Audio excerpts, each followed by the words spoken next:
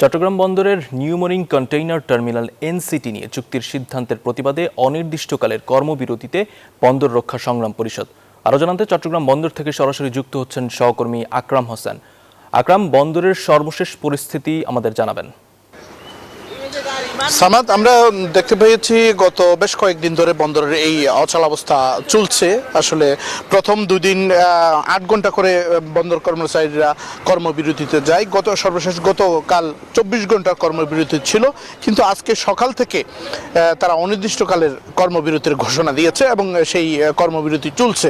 এবং বন্দর রক্ষা পরিষদ নামে, বন্দর রক্ষা সংগ্রাম পরিষদ নামে একটি সংগঠনের ব্যানারে বন্দর কর্মচারীরা যেই আন্দোলন করছে, সেই আন্দোলনকারীদের সাথে আমরা কথা বলেছি। তারা যেটি বলেছেন, তারা এই বিদেশিদের সাথে যেই চুক্তি করেছে সেটি বাতিল না হওয়া পর্যন্ত এবং তাদের দাবি দাওয়া পূরণ না হওয়া পর্যন্ত তারা এই আন্দোলন চালিয়ে যাবেন বলে আমাদেরকে জানিয়েছেন।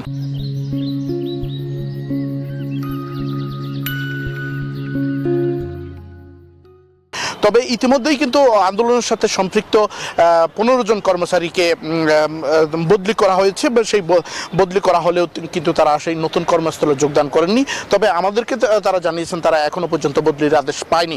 তবে ব্যবসায়ীরা বলছেন, এমন অচলাবস্থা যদি দ্রুত সমাধান করা না হয়, আসন্ন রমজানে দ্রব্যমূল্যের বাজার নিয়ন্ত্রণ করা কঠিন হবে। এখন পর্যন্ত চট্টগ্রাম বন্দর থেকে আমার কাছে ছিল সর্বশেষ অবস্থা। আমরা এখন যাব স্টুডিওতে। সামাদ।